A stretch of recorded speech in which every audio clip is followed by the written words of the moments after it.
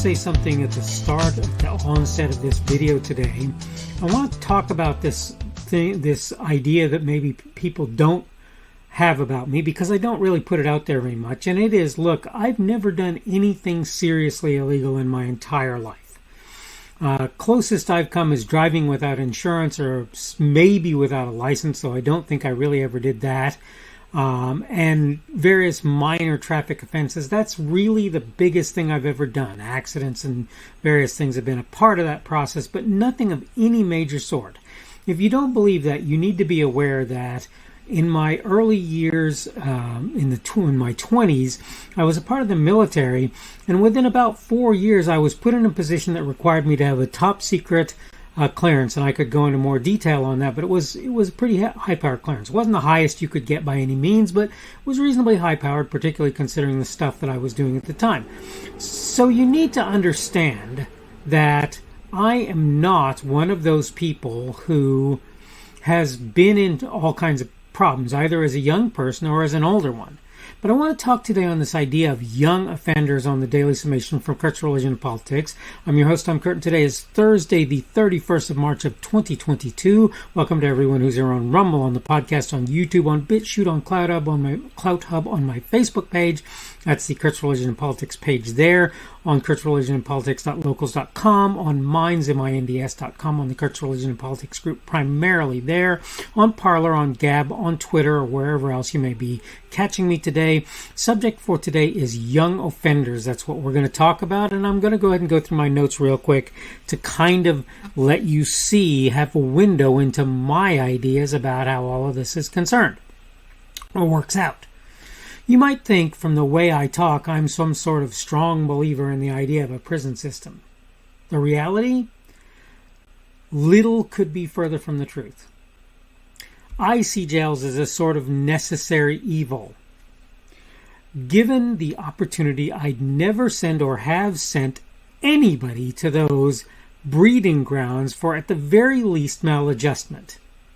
I'm one of those who strongly believes that people who went in for the silliest of reasons will often come out with potentially legion issues. Whether they pick up new to them criminal behaviors, drug abuse, bad social practices, and skills, whatever, you can pretty much lay strong odds on the idea they'll end up worse off than they were when they walked through those jailhouse doors. By the way, I should point out that even if they get better, it's through sort of rehabilitation back into society that will happen, not through criminal rehabilitation. What's worse? Those folks will then face a world that largely will not want them to be able to earn a wage in an honest way. I'm not saying that people won't say they want that. I'm saying that if they go out there and try to do it, it won't happen. My expectation is a high level of recidivism. That is, for them to continue or go back to doing bad things for those locked away. I believe that they're probably going to go back because they're not going to see a better solution in many instances. Putting it simply, you can pretty much be sure many will re-offend.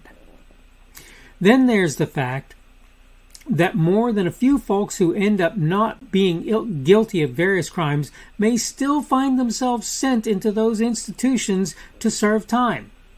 And it'll be because they copped a plea. Lots of times, whether they did anything or didn't. Right? You need to know the results are not good as a rule for such folks. I have to be honest. I'm not saying I have a generally better solution for how to deal with folks who break the law in a serious way. It's a little bit easier, I think, for people who haven't done quite so bad wrong in what they've done. I am saying we need to figure out something out, since I don't believe our current way of doing business is a good one. All of that is both true and important, but today I wanted to discuss another problem.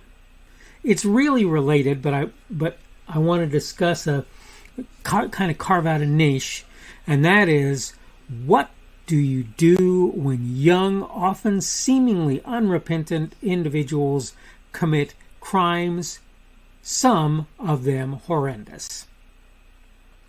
I watched a story on television, something I'm loath to ever do, partly because they often bend things in the directions they want them to follow in a serious way, and saw the story of a young murderer.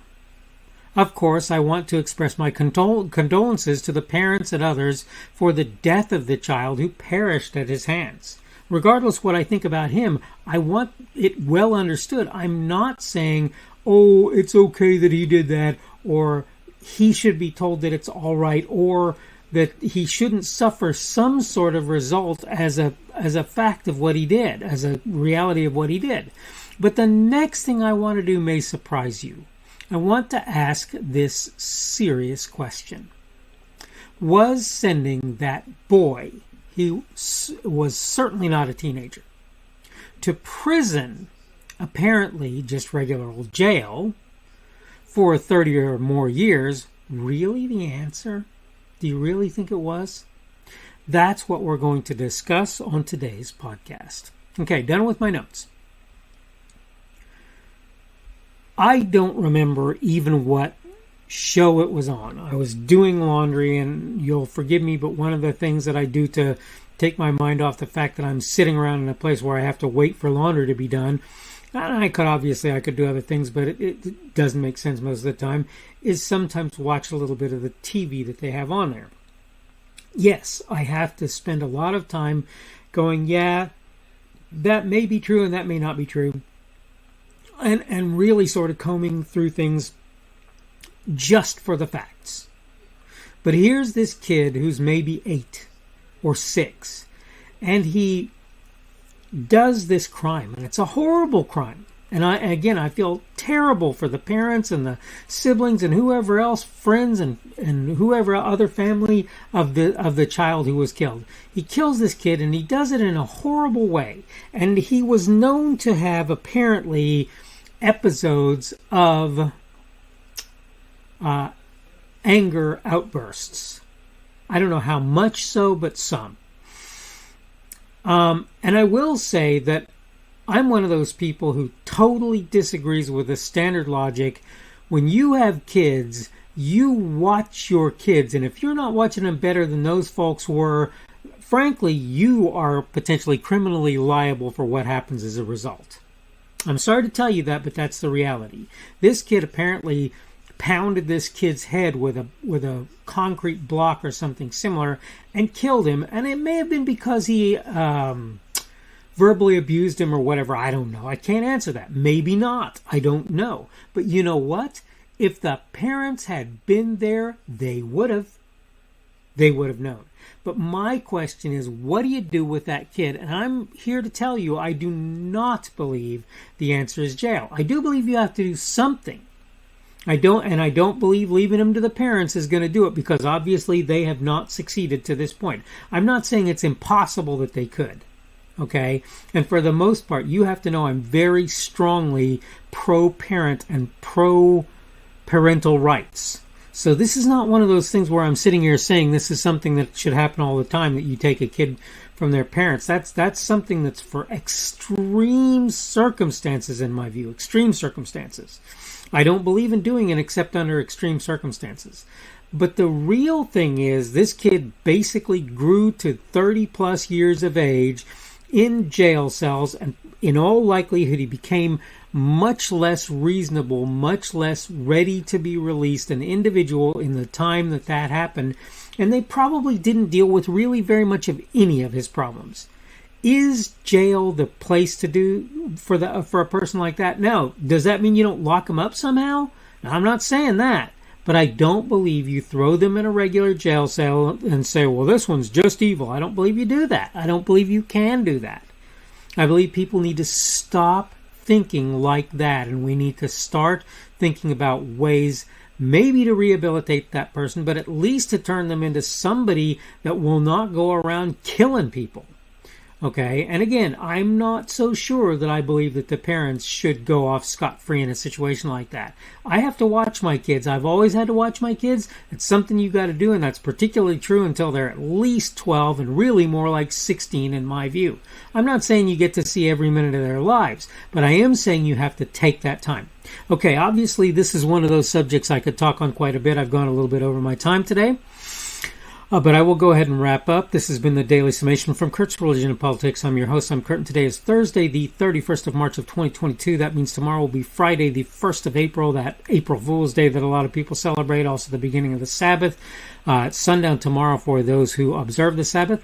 But the Friday, the 1st of April of 2022, welcome and thanks for coming along for everybody on Rumble, on the podcast, on YouTube, on BitChute, on CloudHub, on my Facebook page. That's Kurt's Religion and Politics.facebook.com. Kurt's Religion and Politics, group on Facebook. On Locals, which is Kurt's Religion and Politics.locals.com. On Minds, MINDS.com, on the Kurt's Religion and Politics channel primarily, on Parler, on Gab, and on Twitter, or anywhere else you might be picking me up today. Today's subject has been young offenders. Tomorrow we are going to talk about the other side, and this has to do with people who argue that the two primary political entities in the United States, the left and right, the conservative and the liberal, or progressive, however you choose to couch all of that, are so at odds that they basically want to do away with their opposition. And I want to discuss that tomorrow and really kind of see if I can't hit home on how I feel about that. I'll tell you this, I don't agree. I'll explain how I don't agree somewhat tomorrow and try and be a little bit nuanced in that, because I think that that's one of the things that really needs to happen. Hope you're having a good day today. Hope everything is going well for you, and hopefully we will see you again on Friday's edition of the Daily Summation from Kurt's Religion and Politics. The speaker on this edition of the Daily Summation is Kurt Schubert. This podcast was created on Thursday, the 31st of March of 2022. The Daily Summation is created for Kurt's Religion and Politics. Thanks for watching today's edition of the Daily Summation from Kurt's Religion and Politics. Don't forget to come back tomorrow to check out the next one.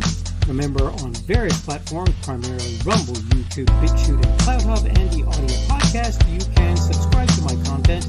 For the audio podcast, you probably want to use Apple, Google, or Spotify. Apple Podcasts, Google Podcasts, or Spotify. In order to find me on those platforms, you can go to the Kurt's Religion and Politics channels on Rumble, YouTube, BitChute, and CloudHub.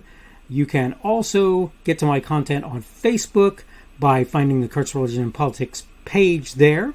Minds, MINDS.com, where you will find me at the Kurt's Religion and Politics group.